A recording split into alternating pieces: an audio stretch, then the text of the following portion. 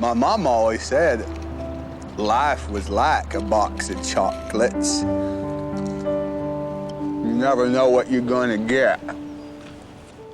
Films have been used as vessels for messages ever since the first few frames were captured on a film reel. Countless films go to great lengths to convey their messages. Some do so more artfully or subtly than others, but many employ every method of filmmaking to guide the audience to the supposed wisdom they wish to impart. On the other hand, there are movies which use a more complex formula and carry a multitude of messages and nuggets of wisdom within them, with each member of the audience being able to find something different in the film they can connect with and form their own takeaways. If you ask anyone why Forrest Gump is considered a great film, you will likely not hear two similar answers. I realize this is probably true for several great films, but I do think this one is special. Forrest Gump means something else to an American than it does to a European. It speaks differently to a teenager than to a 40-year-old. It resonates differently with the abandoned, the disabled, the old, the veteran, and the pacifist. But it tells something to everyone, just how Forrest does from the start of the film. He sits down on a bench, and no matter who takes a seat next to him, he begins telling his story. He doesn't share earth-shattering ideas. He doesn't start talking because by the end he wants to give a life-changing lesson. He simply talks about life. And this is how he talked to me. But why do we find Forrest sympathetic to begin with? At first, maybe because we all pity him. We pity him because he's dim-witted, or because he has a crooked spine and can't walk properly. However, Forrest doesn't need our pity, and the film shows this to us early on. He isn't a victim.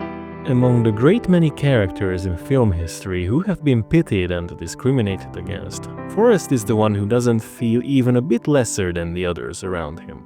He doesn't even understand the reality of the negative effects on his life, and doesn't spend time trying to understand them either. The perfect metaphor for this is the film's central symbol. Run, Forrest, run! We hear it said again and again. At first it might seem that Forrest runs because he is fleeing some bullies, but this is only true for a few minutes. Forrest runs his entire life, symbolically speaking. When he throws off his leg braces, he picks up a momentum that pushes him through all the way to the end. He doesn't look back, and he doesn't let past grievances slow him down either. His momentum pushes Forrest through life relentlessly, leading him to find the interesting and the beautiful in each and every setting. In a rough childhood, in the hellscape of war, in unrequited love, and in the simple joy of a job well done. We love Forrest because he didn't take anyone's side. His entire life he was used and manipulated. He was a tool for politics. He stood in the crossfire of ideologies. He was idolized and hunted. He was a war hero and an icon for hippies. Forrest Gump was never smart enough to notice manipulation, or to even understand what manipulation was. But while he was being manipulated from every side, he never picked one. His mind wasn't taken over by political division. Childhood bullying didn't ruin his adulthood, nor did the several rejections. He didn't come home from Vietnam as a broken man, unlike many others. His mental disadvantage was balanced by his simple yet positive outlook, and his heart. Forrest spent most of his life adrift, and he was rarely in full control. Despite this, the childlike curiosity that he kept throughout masked the bittersweet reality of things from him. On the other hand, there's Jenny, the girl who got close to Forrest as a child but ended up going down a completely different path. Jenny is often seen as one of the most disliked characters in film history because despite Forrest's every approach, pure love and honest intentions, she kept rejecting him. But how was Jenny so different? Firstly, Jenny thought the road to happiness required her to have full control of her life. She needed to achieve every dream she had, otherwise she wouldn't have lived a life she could call full. She didn't want variables in this equation. She couldn't accept that life is full of unexpected turns and doors of opportunity appearing out of nowhere. Forrest stepped through every door that life offered him. He opened even those that smarter people wouldn't have. but he found things of value behind each and every door which he could carry with him for the rest of his days. Jenny tied her happiness to achieving goals floating far in the distance, barely visible. I'll be happy when I'm a famous singer, when we win our great struggle, when I won't need to focus on anything, just let myself be flown away by drugs, when the man of my dreams rides in on a white horse. When this, when that. She sought her happiness tied to a set of conditions, but the only thing she found was unhappiness. Her life slipped away in the blink of an eye, as if she could never truly escape the house she fled long ago. Despite the constant rejections, Forrest was her rock. He was the lighthouse in the middle of her sea of wild waves. But every time when Jenny found respite, she decided to get back in that boat and paddle out into the tempest again. She was looking for something out in the storm that wasn't there. Forrest wasn't looking for anything, but he found everything. This film talks about many things, but it doesn't necessarily say anything new. But is that a bad thing? People fanatically followed this strange prophetic phenomenon running coast to coast and looked at him like a guru, someone who possesses great wisdom. They waited for him with bated breaths to finally speak and lead them to enlightenment, to give them some big revelation, to give meaning to their lives.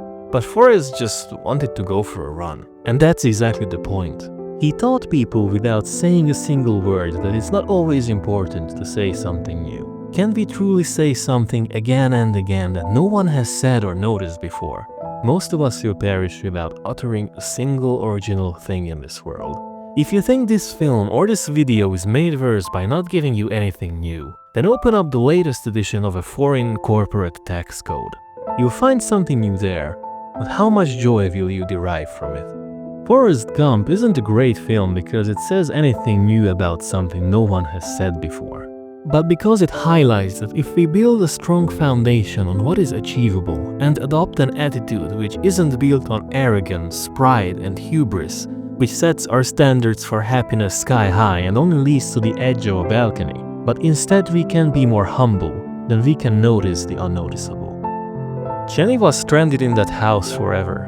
She wasn't responsible for what happens to her. She couldn't fight. She had no chance from the start.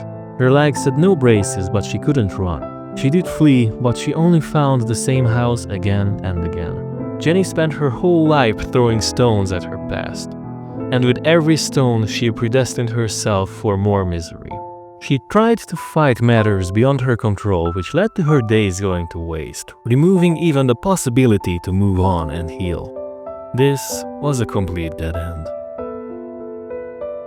Jenny shouted "Run, Forrest, run" so many times that she couldn't even notice that she didn't take a single step herself. She was the one whose past haunted her, who felt alone even among 1,000 people. She fought so hard to change something that her entire being just withered away unnoticed by anyone. While the man who just stepped through the doors, now he's the one telling us his tale. We all pitied poor dim-witted Forrest exactly because most of us have more in common with Jenny. We demand happiness while we're just throwing stones.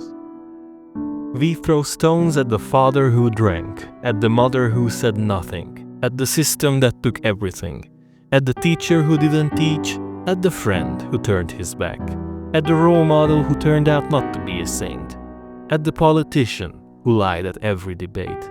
Stones for all grievances, stone for you who didn't raise me right, for you, mother, who just stood by, for you all who my beliefs wouldn't share, for the past that still echoes and for the present that dwells.